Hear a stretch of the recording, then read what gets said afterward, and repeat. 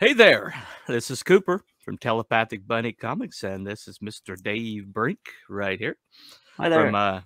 Genuine Comics, the proprietor, head writer, and the creator of this young lady right here, Yep, uh, yep. the Miss Perfect 10. We'll talk about her in a little bit. So I usually try to anticipate who's going to be hot, who's like really kind of like trending right now. And like last week, I had Matthew Fowler, Oh yeah. Send Fowler the Link fame, Yes. and Tiger Blue. I figured I just wanted to talk to that guy because I'm like, I gotta know, I gotta know who this guy is, Yeah, yeah. So, And Tiger Blue did uh, fantastic. oh yeah, oh yeah. Yeah. I wish he'd extended it 30 days because I'm like a Yeah, little, it ended today, right? Yes. yeah. Hmm. Yeah. He Mm. pulled a mail-in. He ended it. Yeah. And I don't know why they do that. I don't know why they do that. You can get I back don't know in either. I cells. don't know either. Yeah. If you the longer you extend it, the more cells you're going to get. And then put it on CG now and get back in cells. Yes, people get the books. They're going to want to. Oh, I like this. Let me suggest this to my friends, and then you get back in cells. And so Yeah. this whole like, well, this is it. You better get it now. It's just asinine to me. It's asinine. Well, yeah, yeah. I'm not sure if it works. For Nah, mail-in, maybe that it works. The people really know. You have to be right, consistent. You have to do it every time so people know. With right, mail-in, right. it ends after 60 days and you had your Yeah, chance. yeah. So maybe that works. Yeah. Well, yeah. Well, I as a writer, some of Malin's projects haven't really gripped me, plot and character wise. So I've I kind of no longer like back his projects, just for that Right. reason. So you don't I really particularly back projects because of the visuals? mm-mm. No, I Mm. gotta have story. Mhm. I gotta care. Um, Right. and he had this one character named Harker who sacrificed himself in the first book and uploaded his consciousness to the spaceship called Castle Dracula, which is their headquarters, Yeah. and became like the AI for the ship. And they Right. never do a thing with him. Yeah, that's a I'm shame, man. The He's the basic the only person that showed any kind of self-sacrifice in that whole entire series, and they've right. never done a thing with him. Just The like, basic mm. concept for Graveyard Shift is so cool, man. Yeah, oh So yeah, yeah. oh it's cool. It's a great idea. The Universal Monsters meets X-Men. I'm hooked. Yes. Yes, fantastic. But Yeah. I went 3 books deep, and I didn't even remember the principal character's name. Yeah, I that's had a to look it shame. up later. I was like, Vladimir Blood. Oh, because I was doing a review of it and I couldn't remember his name, and I'm like, isn't that sad? Yeah, yeah. The most important thing of Hmm. any comic or book is Yeah. that the reader cares. So Hmm. you need to care. If you don't Yeah. care, so even the visuals can be Hmm. subpar, but if the story is Right. gripping and pulls you in, and people care, they come back for more. They want to know how it continues. Yeah, Exactly. Exactly. I mean, there's this one character he introduced and then killed off in the same book. And pulled a Kenny. I mean, they just killed the guy off, and these people are supposedly like went through universes with him, just right. immediately moved on, just immediately moved on. Uh, there's no pause, there was no emotion there was no, like, oh well, that guy's gone. Uh, Yeah, it doesn't matter. Doesn't matter. Just yeah, I want yeah. people. I mean, I want people like, you know, I've read war reports. I've read, battlefields where uh, a comrade fell, and Wow. even if you had to move on immediately afterwards, you felt something, you Yeah, know. yeah, man. Um, and so I don't know. I don't know. If your character's that sociopathic, that somebody who they supposedly fought wars with and just be brutally murdered, and you're like, oh, okay, I guess I gotta kill that guy now. Yeah, yeah. We have a plot going on, so better keep moving. Yeah, yeah, Right, yeah. right, right. pause for a second, pause for a frame, give him 1 second of oh crap, that guy died. I cared for that guy. Just give me 1 frame of that. That's I mean, that's all storytelling demands is just like 1 frame of that. If you're that sociopathic, I'm not interested, you know? Yeah. But yeah, I have people dying also in I in know. my comics, and I wanted to have meaning. So when Yeah. someone dies, it's not just cast aside like it's nothing. Right. It is something. It affects the story. It affects the people surrounding him. Yeah. Or her, and you need that. Well, I think that one scientist, I should have reread Virgil. the comic. Virgil. Yeah. Yes. I mean, I was so sure he was gonna die like multiple times, and then he manages to make it all the way to the end of that first book, and that first comic, and I was like, all right, but it was realistic the way he made it. It wasn't like it was like, well, that guy should be dead, you know. But I mean, yeah. There's several times I thought he was a goner, and she manages to pull his fanny out of the fire. I care about Virgil. You know, it's not easy for me to kill characters off. No, not me either. No. So when it's not necessary, don't do it. You know, it's no. Yeah. I have a little problem with nihilism. Nihilism in especially in comics bothers me on a deep level. The whole, you know, life doesn't matter, you know, move on, the ethos that seems like diminishes as a humanity.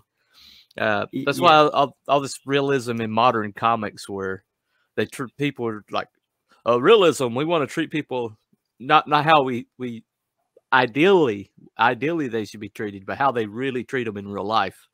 And I'm like, I can get that walking to Walmart. You know, I go to Walmart. I deal with people like that. You know. That's the problem with. With corporate comics nowadays, that's the problem. Why I walked away from that is because it felt like the people making the comics right now, they don't care about their own comics, their own universes, their own characters. Nothing matters. Everything can change. Canon doesn't matter.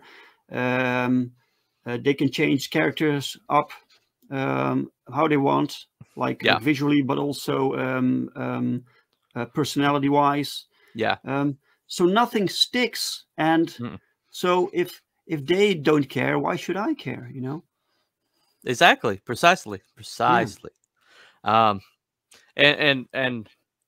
yeah, it's like the monkeys are running the zoo now, and they're throwing poo everywhere, and then they're wondering why people don't come to the zoo anymore. What's wrong with you people? You know, do you hate monkeys? Are you offended by monkeys? You know, yeah. You know, don't you like monkeys? You used to come to the monkey gate. You know, it's like, well, we don't want to run into the zoo. We like them in that nice little enclosed area where you can stare at them anyway. Bad analogy. I'm ashamed of it. Anyway, all right. So, Mr. Dave Brink of Genuine Comics. Yes, sir. I usually give people a chance to give whatever bio they are like comfortable with. Okay. So what do you want to share with us? What can you share with us? about myself? Well, I've been making comics for like in a serious fashion since 2015. I have been making comics before when I was in school. Okay. And I learned many things. Genuine Comics started back then when I was a teenager, and we started this little group with other students. When we produced comics, we wanted to produce comics. We wanted to learn the process, and the best way to learn is to just do it. So everything we made back then was in Dutch, and we sold some at conventions, and we learned many things. But looking back, it was pretty amateurish. You know, it's yeah, right, right. Yeah, we didn't really have the resources, and after a few years we had to move on because we had life. You know, we had to grow up. We had to do things, pay bills. You know, right. Adulting happened. Yeah. Right. Yeah. But that sucks. But the creator in me still was there, but and I didn't do much with it for like 15 years until 2014 when I got into animal rights activism, and I began to think, what would a superhero look like that had its origin in animal rights activism? So one of these people here gets superpowers. What would they do with it? And that started this idea, this concept. And I was thinking, let's just try to make that, you know. And initially I had planned to draw it myself. I wanted to be an artist, and but I was too slow, and I was not really practiced. I basically, for the last 15 years, I done nothing much creation wise. So I had to practice. I had to put in the hours to get better. And I thought I wasn't good enough to make the comic that I wanted to make. Right. And I had been working with someone who would be writing the story for me, because I didn't know I could write. And the story just didn't develop. So so I hired someone else to make the visuals. Hired Bien Flores and Isaac Bell. It was Isaac Bell's first comic work. Oh, really? He now does Metal Shade. And I decided to just write it. So this was my first script writing for comics. It's a pain in the butt, isn't it? It's a big pain in the butt, isn't it? Yeah, that was a challenge. And I didn't know I could do it, but I knew I was the only one who could tell my story. Right. Otherwise, I had to relay it to some writer, and he had to write it for me. And I thought that's a bit silly. Just do it myself. It's like a copy of a copy, you know. Right. And plus, you want the writer to feel free to write, you know, and right. So I began to learn the writing process, and it took me. So the first title we produced was called Earthling, and that came out in 2015. And it wasn't the best work, you know. It wasn't. It hadn't reached the quality that we have now, but you can tell that I did my best. If I were to make Earthling now, it would be very different. Right. Because now I learned a lot about the writing process, and so things would be very different. But still, I think as a writer, you need that. You need these tries. You just have to do it, and then assess what you did. What works? What doesn't work? The guy? Yes, the red guy. Yeah. Okay. Yes. That one right there. That one. Yep. Yeah. I remember. I was like, oh, there's an Earthling in there. Yeah. Okay. This is from your universe primer, you know. Yeah. So basically, we made 4 issues of that series. Yeah. And then I made several other titles, and I began to work with other creators who brought in their own characters into the Genuine universe. Right. So it slowly began to grow. Yeah. Are you still doing that crossover with the Embrace? I saw some art with that. The art with Perfect 10 and Dean the Embracer James, was drawn by Ross Leach, and that art was specifically made for our last campaign. Michael Oden and myself did this dual launch. Yeah, right. And if people would back both campaigns, they got this print, but it's not for a comic book. It's just for the print. Okay. Right. Well, I was getting kind of stoked. I thought, wow, Perfect 10 and the Embrace. That would be cool. I've talked with Michael about possible crossovers, but it's very difficult sometimes to get these stories to mix. It has to work. Yeah. Oh yeah, it does. It does have to work. You see some of these mashups in the mainstream, and it just like nah. Amalgam worked surprisingly. Amalgam worked. Marvel and DC going together. That was shocking to me. I was like, "There's no way this is gonna." I read it. I was like, "Kind of works. Wow, it does kind of work." Pretty cool. Yeah, I disagree with Batman beating Captain America, but I guess it was popularity contest. But some characters you already knew this one is going to win. You already knew that beforehand. Well, well, at least but yeah, Captain America though he always finds a way, and so I was just like, the haphazard way that he got knocked out by Batman was just kind of galled me a little bit. But I'm a big CA fan, so until Captain America, until Hell Hydra, which was my that was my Rubicon. That was my Rubicon. Exactly. Do you still buy mainstream stuff? I do not. Well, occasionally I'll try. I'll see a project that I'm like, let me give this a shot. But the hit or miss has been mostly miss. To the extent. So what you see here, this stack here.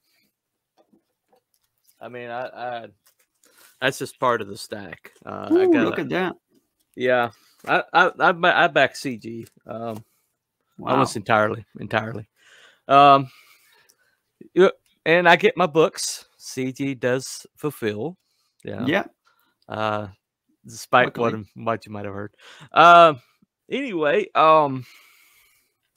so what was the first writing that you read that made you want to learn how to do that? The first writing, it was that I never really thought that I could write.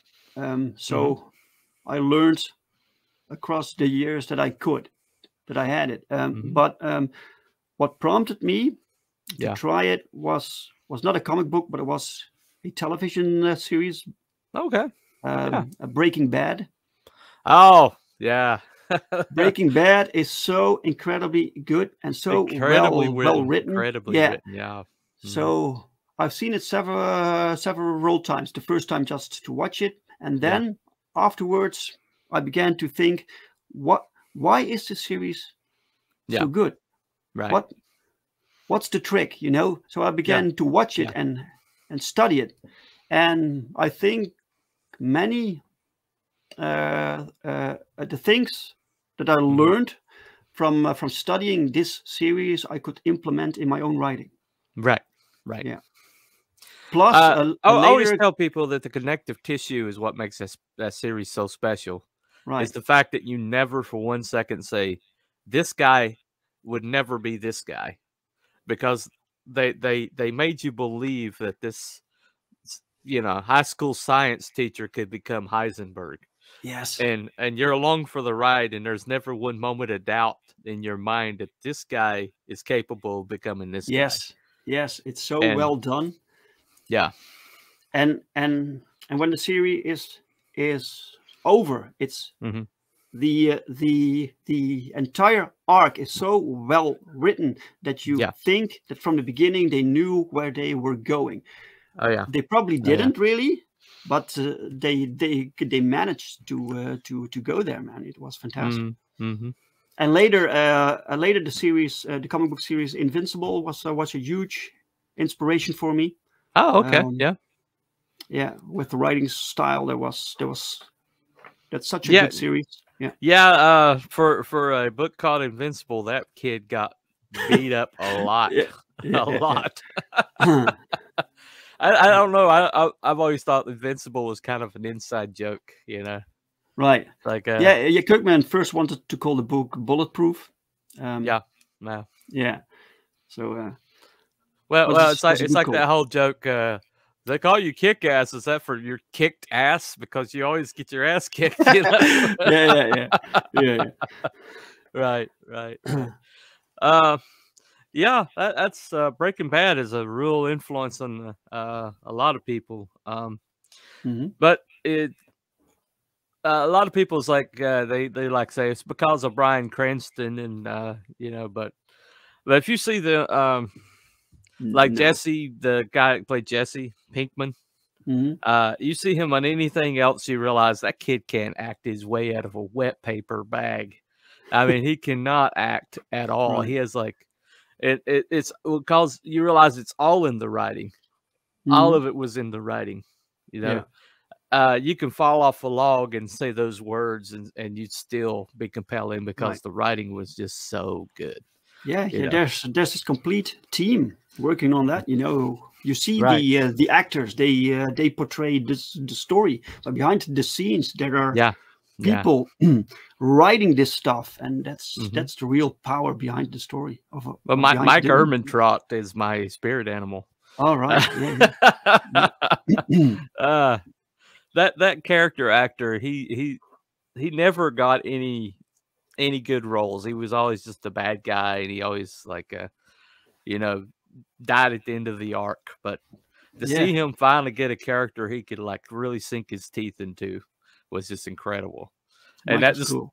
That just look of boredom, utter and complete boredom that worked for him all those years, you know, in his villain roles, just was perfect for Mike, because Mike was just like that sums him up.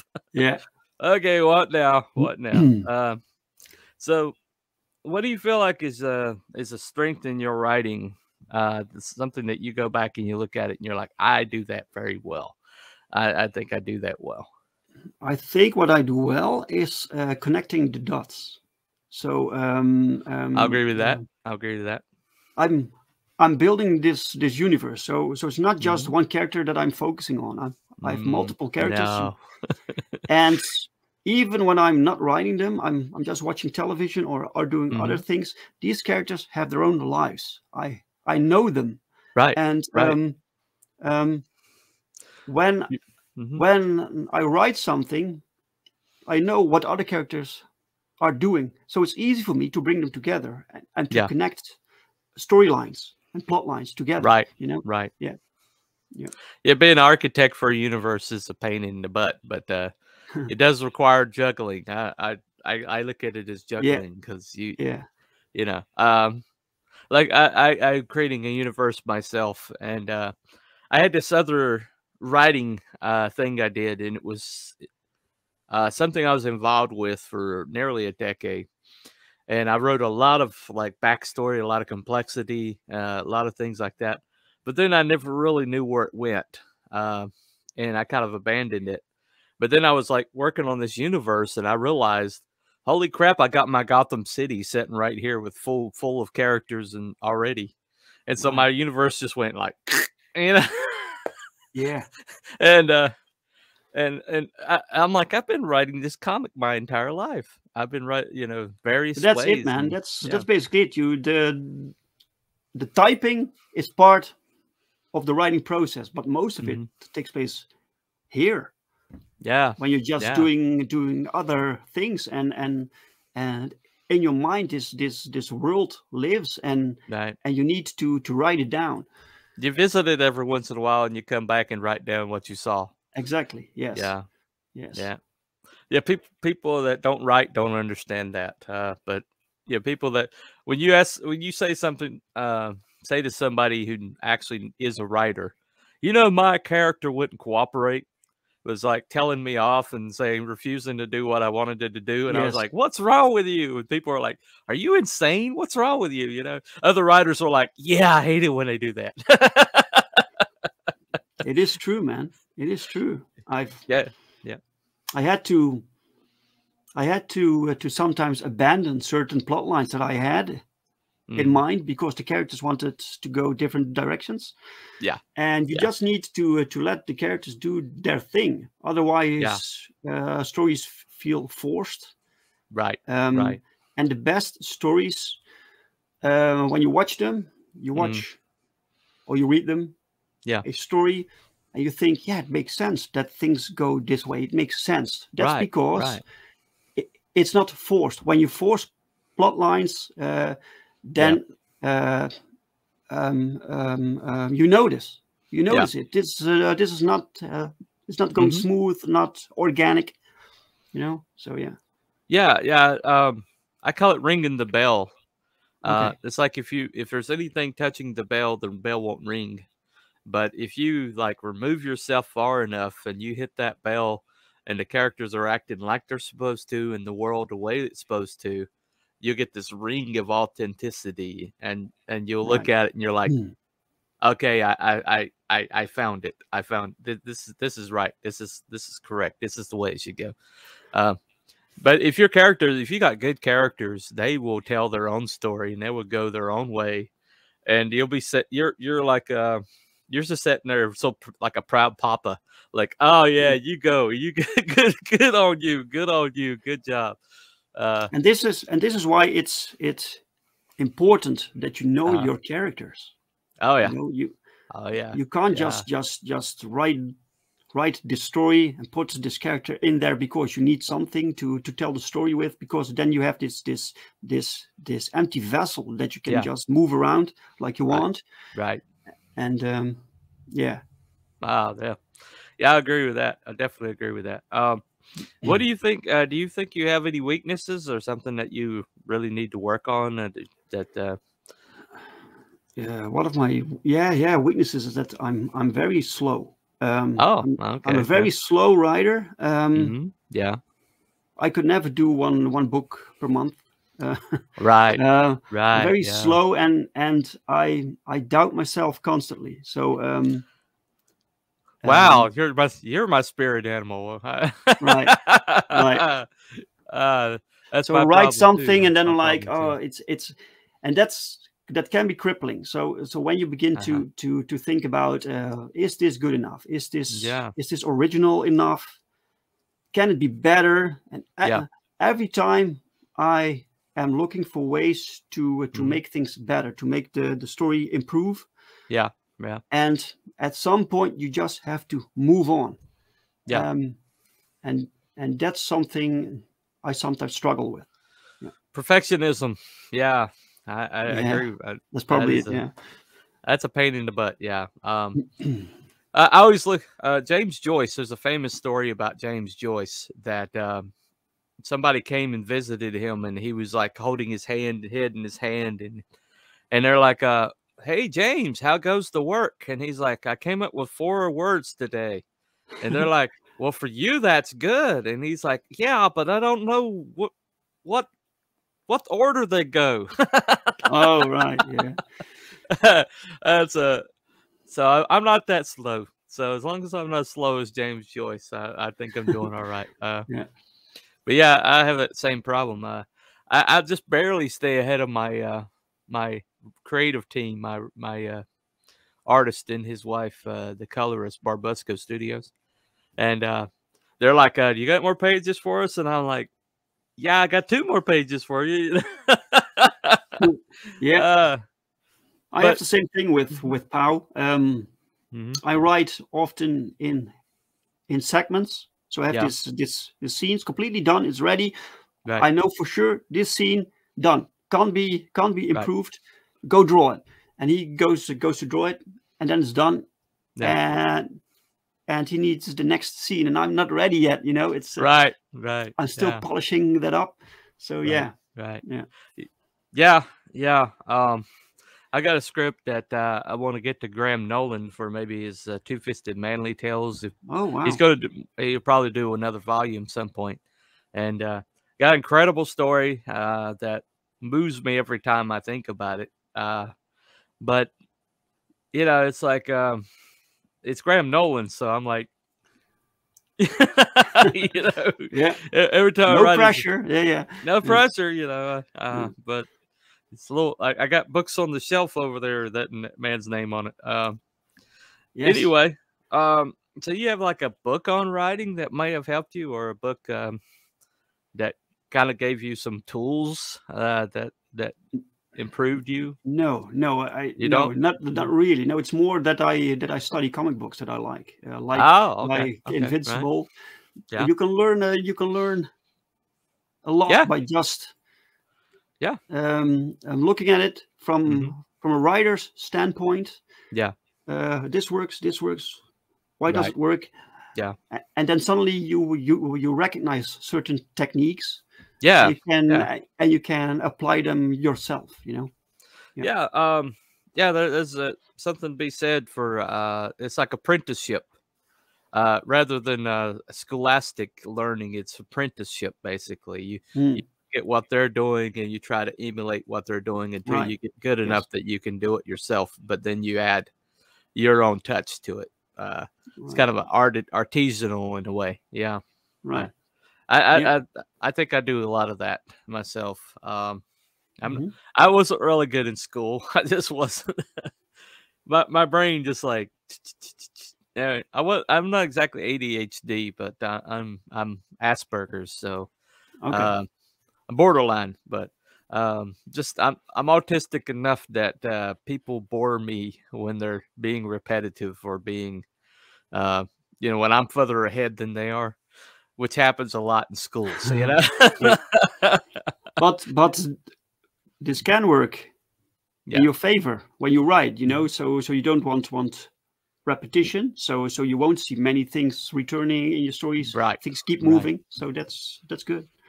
Yeah, it works as a writer, not so much as a human being. Right. Which is why I have people at work that hate my guts so bad. Oh yeah. No. And, to me, I've never done anything to warrant it, but for them, it's like every chance they get, you know. So I'm like, you can only be you, you know. Exactly. I have nothing in my heart, you know. Well, I kind of do after they stab me in the back enough times, but you know. Oh man, it is what it is. This little industry can be cruel, man. Well, this is factory work. Anybody will tell you factory work is like a microcosm. All right. Yeah. And of politics, just, you know, things like that, and favoritism. I've never been anybody's favorite, you know. Oh man. You know, I'm just not the kind that says to the boss man, "Oh, you're so great," when they're not. You know, I've never been able to do that. That's how you become a favorite. You know, the Dwight Schrutes of the world. I'll never be a Dwight Schrute. Just won't. But yeah, well, you need some of that. You need some of that. I think the things that make life difficult sometimes you can use that for your writing process. Oh yeah. Well, I mean, I'll forevermore be the boy who tells the emperor he has no clothes. Right. You know, that's just the way I'm built. It's probably how I ran afoul of EVS a couple times. Anyway. Oh, you did? Oh man. Yeah. But it was my fault. One of them was my fault because I was just like running my mouth, not assuming that he'd ever see anything I'd ever say. And then when I realized that he was watching, that he did see some of the things I've said, and I realized I said it just because I thought his back was turned, and I didn't feel right about that. So I did an apology video saying that's not how I was raised. You know, I'm not a supporter of yours or whatever for whatever reason, but I'm going to be better about expressing myself because you don't deserve that. And right. And then he EFAP'd the apology video, I guess expecting for some cringe, And next thing you know, I got followers out of it. So hey, so it all worked out. Yeah. People don't expect you to double down, but I'm not a double down kind of guy. If I'm wrong, I'm wrong. I'll tell you. Yes, man, of course. But anyway, so talk about the young lady in question, Miss Perfect 10 here. Currently have a campaign. I need to. I probably need to back this campaign because I'm missing 2. I didn't realize 2 had come out. Yeah. So yeah. Yes, we're at issue 3 right now. We're still, I got the world bundle with your other characters and stuff, but I didn't. Oh, the art book. Yeah. Yeah. Cool. I got that part. Cool. Anyway, let me go ahead and share the campaign. Oh, cool, man. Excellent. I always try to, if they got something to shield, I always try to help the shield a little bit. Okay, so here we are. We are Perfect 10, issue 1, 2, and 3. Yeah. That's beautiful. Yeah. That's beautiful, man. Definitely want to play this trailer here. Sure. If it'll play for me. There we go. Oh, I got it.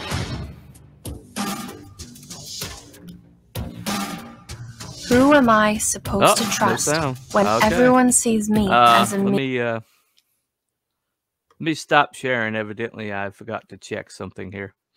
I could hear it. Oh, you can hear it? Oh, yeah. Okay.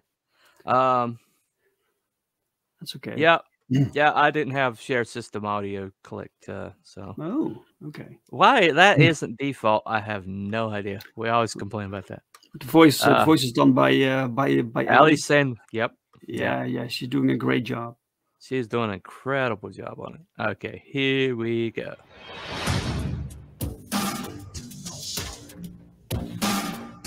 Who am I supposed to trust when everyone sees me as a means to their ends?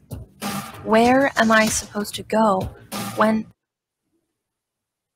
I don't exist? There we go. How do I know where I belong when I don't even know who I am? I have no real name. I'm just a number to them, a weapon, a pawn in a war I don't want to be involved in. Division M and the Prime Syndicate are 2 sides of the same coin. They exist because of each other. I exist because of them. I was supposed to be a solution, a way towards peace. But I'm just another problem, a liability, a mistake. I have more enemies than I can count. What am I supposed to do? I can't do this alone. I need friends.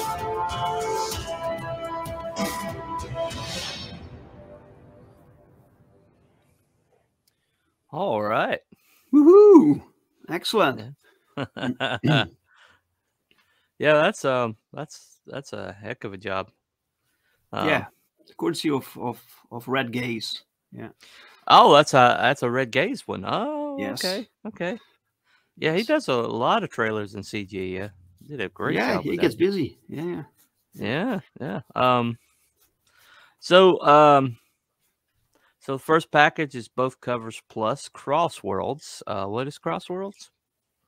Okay, so every campaign, I try to add a second book. We did it with the last one. I had had a book called Power Trip. Because I don't want to have a campaign with every new book. It's just exhausting to do campaigns, you know. So I try to combine them. So when I get something that connects, I can throw it in there. And Cross Worlds is a new Power title. Trip. This Power Trip, yes. Yep. that came with the last campaign, and Crossworlds comes with this campaign, and that's a crossover title where genuine verse characters meet characters from other publishers. Yeah. So this is in combination with Antarctic Press. Oh, okay. Yeah. So this is currently published by Antarctic Press then? No, they will publish their version. It's not published yet. They will publish their version, and we will publish ours. Yeah. So you get some exclusive art to go with our version, and I'm not sure how the version from AP what will look like. I don't really know. Cool. Yeah. So this is Perfect 10 issue 3 A or B cover. Yeah, this is the first time I have a variant cover. Oh, I never did that before, and I thought, why not do it this time? Because Powell made two. This cover here and this first image here. Yeah. Yes. Right. Yes. Right. This cover A, and the other one is this is cover B. And Powell made two excellent cover sketches, and I couldn't pick one, so we just decided to do them both. Who did the coloring? That is incredible right there. The coloring for this cover is Federico Sioc. Ah, wow. Yeah. Yeah. A Brazilian, another Brazilian? Or... Yes. Yeah, love those Brazilians. Talented people, yeah. So all 3 issues. Beautiful. Oh, it's gorgeous. Look at that. Looks like a constellation. So all 3 issues digital. The Perfect 10 issue 3 both covers. Okay. Yeah. Yes. And then Perfect 10 catch-up tier. That's definitely catch-up tier. Plus you get the poster by Randy Green. Oh, wow. Yeah. What do? You just let people draw her and make sure they get the butt right, and then you're as long as the butts and breast are right, you're like Randy Green always. Randy Green always get the butts and the the AAT is in good hands with Randy Green. There you go. Give me everything. I guess it's everything Genuine is producing. Yeah. Okay. €110. Pretty good deal there. I had to limit it this time because we're running out of specific books, and okay. So when they're out, and so right. Yeah. Commissions or Crossworlds commission. Yeah. So in with the theme of the crossover book, people can get this commission where you can pick one genuine verse character. Yeah. And one character of your own, or from the mainstream, or whatever, and have them meet. So yeah. Oh, that's cool. I might have to do that. Plus, you get both covers, and I will sign everything for you. Awesome. Yeah, I like that idea. Original Calamity splash page. That's original art. Yeah, that's one of the splash pages from issue 2. Ah, my gosh! Look at the that mainstream's not doing anything like this crap right now. Nothing like this. Well, that's their loss and our gain. Yeah. Yes. Yeah, definitely. Well, that's the thing, man. Wow, your original covers, your original art's is already gone. Yeah, that was gone within the first half hour. Oh, that's right. I was on Bancroft, right. That was crazy, man. It was. I couldn't even believe it when they told me. I was like, no, you're kidding. Antoine Dennison might have had something to do with that, I'm thinking. Oh, really? He's a big art aficionado. Right. Yeah. That is incredible. Look at that. Which team is this? This team is called Safeguard. They appear in issue 2, and because we're slowly building, so we have so many characters, so we slowly integrate more characters. And right now, I think we found a nice pace to do that. So it doesn't. I was wondering how you were going to accomplish that, because when I got all this like world building and like in one fell swoop. I was like, how in the world are they going to parcel this out?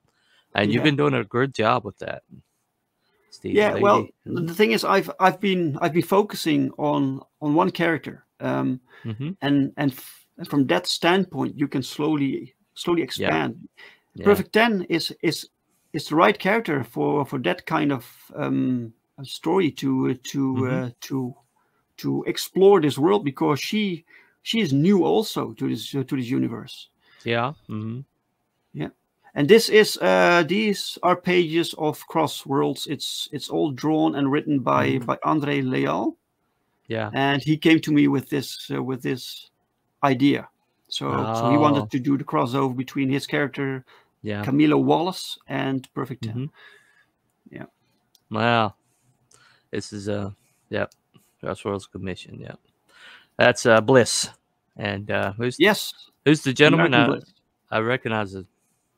The gentleman is called Camilo Wallace. He's also the one from the Cross Worlds comic book. Gotcha. Yeah. Chibi, love those. Yeah, it was the first stretch goal we have unlocked with 100 backers. People get this, so we're now at 125 backers. Yeah. So yeah, and I will be adding more stretch goals as we go. I need to think about things, what is possible, what options do we have. So yeah. Right. Question. Thanks for showing that, man. Oh, no problem. I'm really it's one of the best books in CG. I think multiple people believe that. It's usually mentioned in the same breath as Monster MD, which I think a lot of us agree is Monster MD and the Lucent are probably the pinnacle of the writing in CG right now. I still need to read Monster MD. I have it somewhere. Yeah, I have this stack of all indie comics that I still need to read, man. So, let's see. I think I have. The problem is when I'm reading, I'm not writing. You know. Yep. All right. Yeah. I have that one also. Well, trust me. You read Monster MD, you're gonna be inspired. Okay. It definitely gonna be inspired as a writer. He challenged me when I read it. I was like, okay, I'm ready to go. This is the bar. The bar has been set. Yes, we need that. We need things to strive for and get better. And yeah. Well, see, that's the thing about the difference between mentality of writers and the mentality of artists. Artists will see somebody that's better than them and almost despair. You know, because I can't reach that, you know. But writers, when we see somebody better than us, then we're like, oh, I'm not as far along as I thought I was. That's the measurement, you know. We see it as kind of a measuring stick that, okay, I can get better in this way because I read this guy and he's really good in this. Robert R. McCammon, Alabama author. He wrote a book called A Boy's Life, and the book was just a travel log of a 10-year-old boy in the American South, and it mixed his imagination with what was really happening, and because he's like telling it as an older man, recounting it from it as as an older man trying to remember how it was being a kid, right. and it there were phrases in it where he just like gave up on the narrative and just wrote. Exactly. And it's just it's beautiful, just beautiful. But I guess the reason why I made this channel and the reason why I'm doing these long form interviews with writers is because I want people to understand there's this is an art form. That this is something you have to work at. This is not something you can fall off a log and do overnight, which is a narrative that I've heard pushed in this community. Yeah. And I get these books and people have listened to this narrative, you know, and they're learning on the job. And this should be already taken care of by the time that first book gets out. Right. Yes. Yes. But because they hear an artist who is bitter about the mainstream that they just came out of, saying, "Oh, anybody can write. We don't need writing. You know, we're an artist. We're an art community. You know, it's all a visual medium." Right. And so these people are thinking, well, if I have cool like panels and I have cool, you know, big boobs and big breasts, you know, babes doing interesting things, then I've got a book. Well, this is the thing. For instance, with early Image, you had these cool exactly characters. Yeah, and I can't tell you anything about the story of Youngblood, for instance. I don't know anything. There is no story. There's no substance, and that's the problem, man. You need substance. You see fan art? Do you see any fan art of those characters? I saw one Ripclaw the other day. A Ripclaw, and it was almost stag. Cool. Yeah, Ripclaw was cool, but he looked cool, but evidently the character wasn't any shakes with anybody remember, because you know they're still drawing Wolverine. They are not drawing Ripclaw. Yeah. And well, that's what people talk about. Oh, you know what Wolverine did and what happened there and what. Yeah. But that's story, you know. It's not like, oh, look at that character, it looks cool. Right. That's the end of it, you know. It looks cool. So what, you know? Yeah. You need something. You do. That's the thing. Let's think about Perfect 10. I mean, we've got books in CG that have like scantily clad females as the central protagonist, and all I'm thinking is like, she's going to get a splinter, you know. I mean, right. One in particular I like to pick on, you know, it's like got cutlasses and she's got like a short skirt and bustier and that's all she's wearing, and she's like on a ship, and it's like, she's gonna get splinters, man. She's just gonna get splinters. And I have no interest in that. But you see somebody like Perfect 10 who is just as voluptuous, just as beautiful, but there's character there. I mean, she barely wears anything that first entire book, but it's not gratuitous. Yeah, you know. Page 10. At page 10, there's her first time in the uniform. Yeah, that was deliberate. At page 10, I wanted page 10 to be the page where 10 it shows up. Yeah, right. Yeah. 10, 10, 10. There you go. Yes, yes. But but you just, I mean, one thing that really impressed me about your storytelling in this series is the fact that she might not be vulnerable, or she might not be vulnerable physically, but she's vulnerable emotionally. Well, she's also vulnerable physically, but yeah. Well, she heals so fast that 10 times the human rate. So yes, you know, she might get hurt, but it will heal. You know. yeah. It's true. But I mean, there's so many ways you can make that cheesecake. There's so many ways that you just made that like something that's just a spectacle.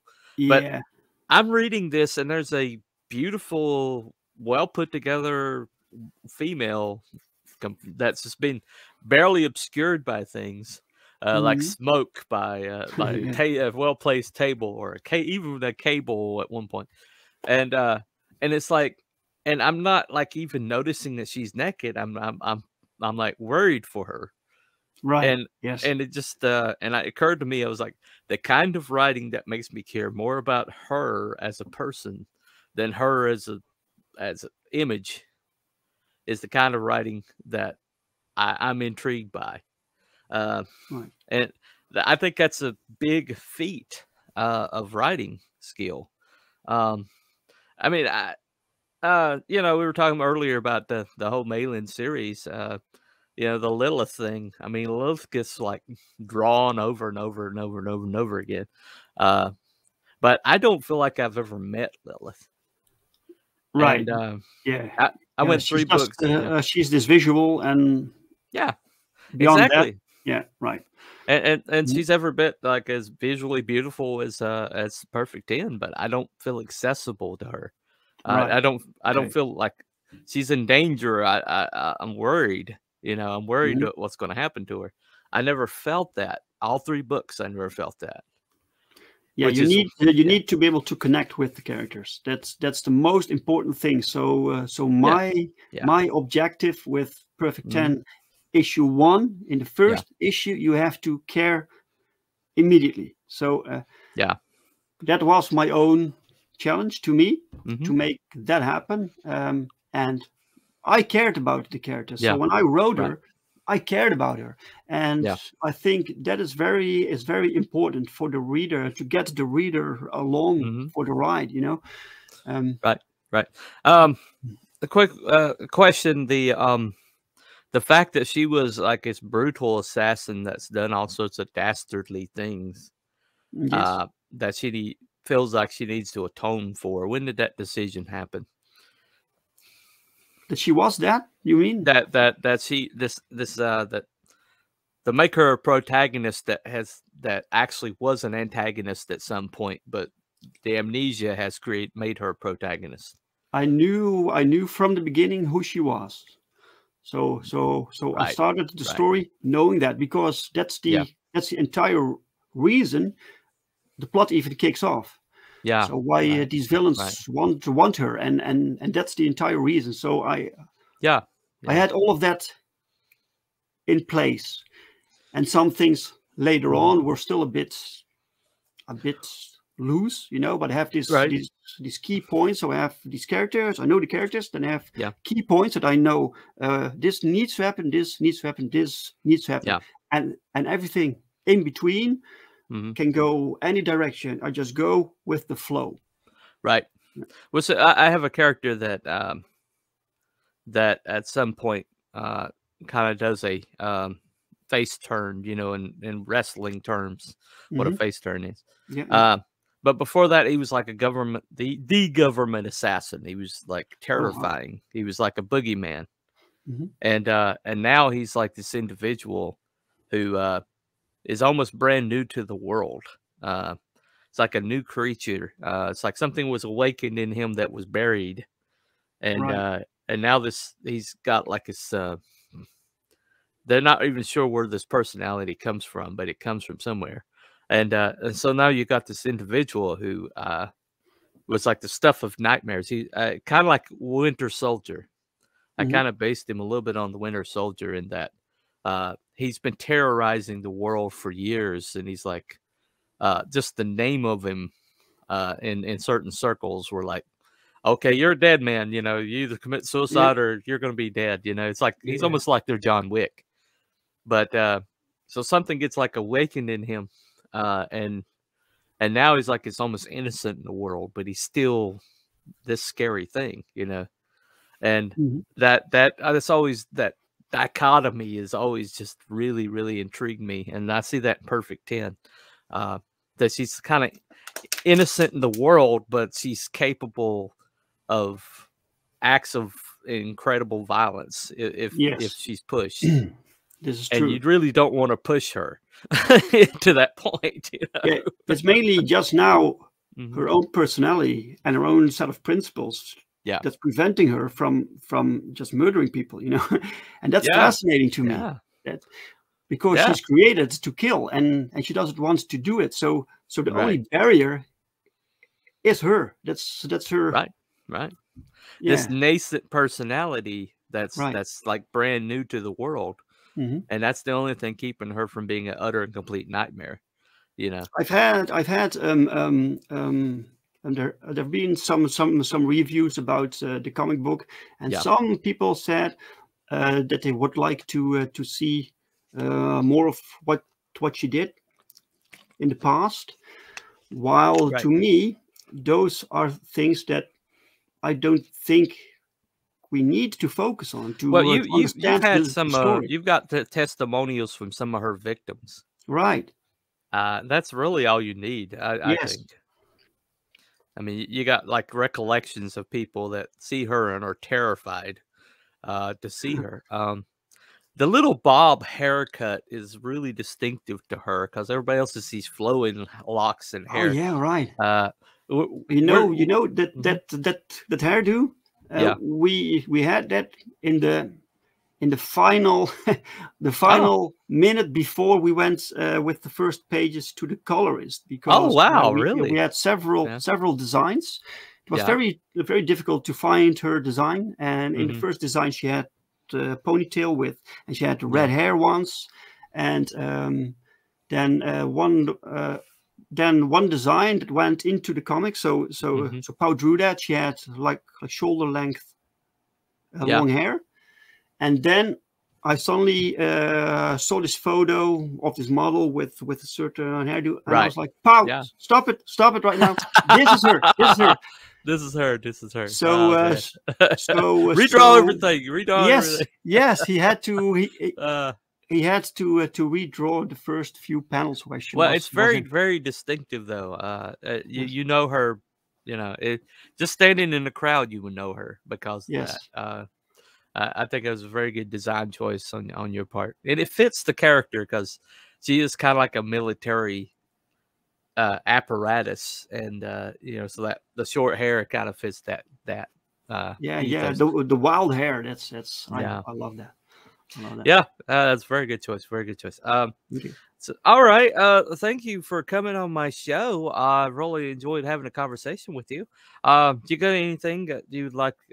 This kind of time to put me on the hot seat. Is there any questions you have for me, or any questions you wish I asked?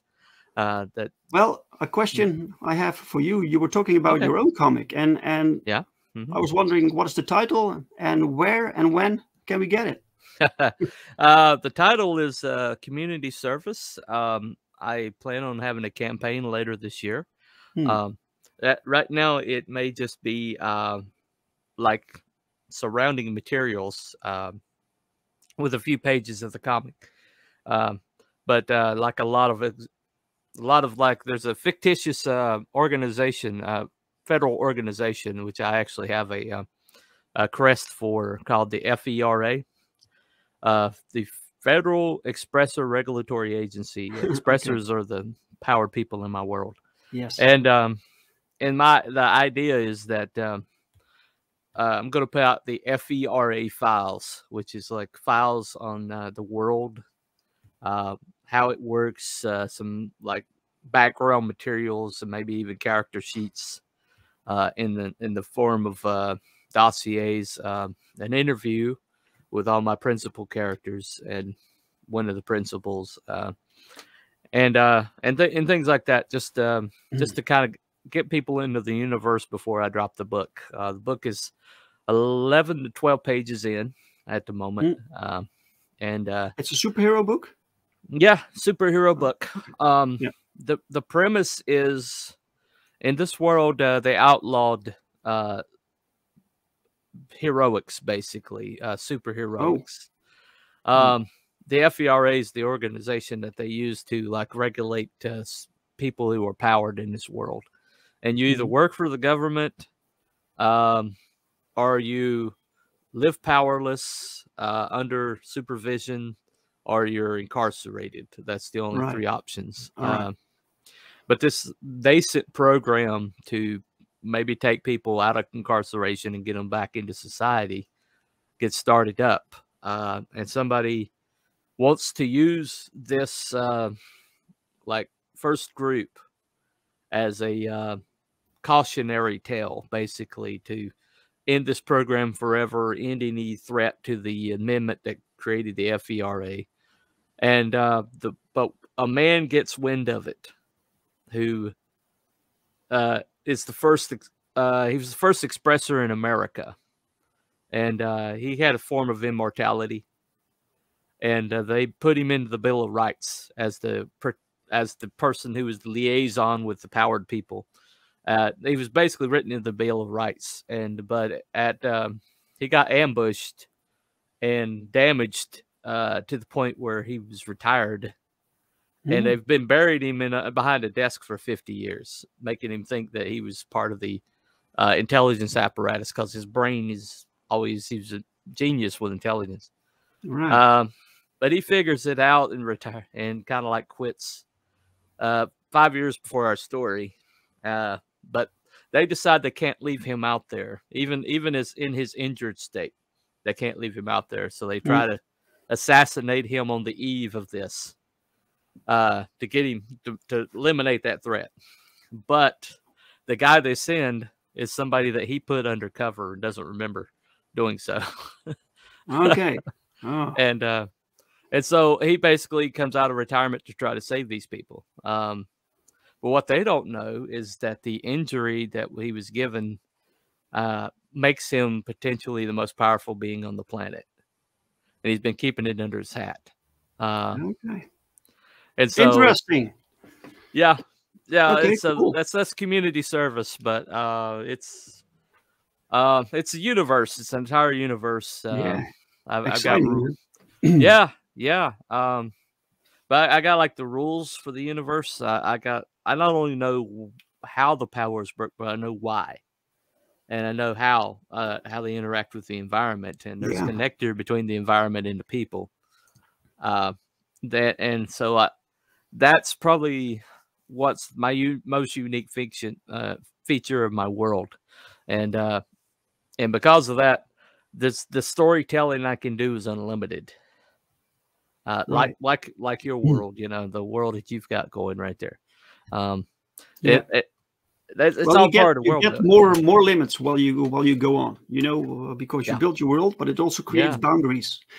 But within those boundaries, Bob's your uncle. Yes. I mean, yes. I think that's a British phrase, right? Bob's your uncle. Yeah. Yeah, Bob's your uncle. Yeah. I listen to CG UK enough to kind of hear some of this stuff. It's hard to tell what's Charlie's and what's Bristolian Dave and what's actually people in England actually say. Right. I seem to have a unique language between the two of them. So. And plus, I'm familiar with Commie Mark. Commie Mark is an entirely interesting individual. You never know if he's serious or not. Yes, yeah, he is. Yeah. But yeah, you consider yourself part of CG UK? You get on the shows? UK? No, I'm not from the UK. So, but yeah. Okay. Yeah. I apologize. Yeah, no worries, man. But you have like CG Europe.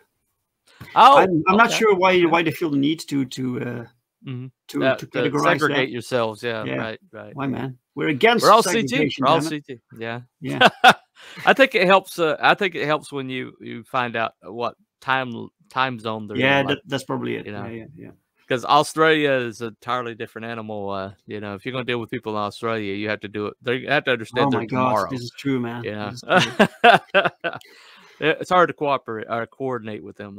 I'm trying to get Kemosabe as on one of these interviews one of these times, but I just you have to juggle his kids, his work, and the time zone. And so I haven't found that sliver of time yet. We're going to get there.